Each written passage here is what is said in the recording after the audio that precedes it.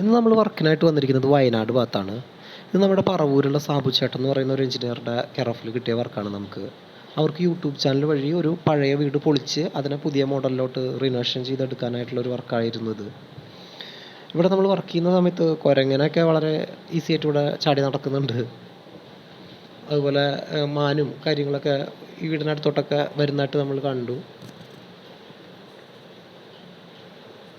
ഇവിടെ നമുക്ക് ചെയ്യാനുണ്ടായിരുന്നത് കുറച്ച് ജനലുകളും അതുപോലെ തന്നെ ജിപ്സം ബോർഡിൽ ചെയ്തിരിക്കുന്ന ഒരു പഴയ തട്ട് പോലെയുള്ള ഡിസൈനുമായിരുന്നു.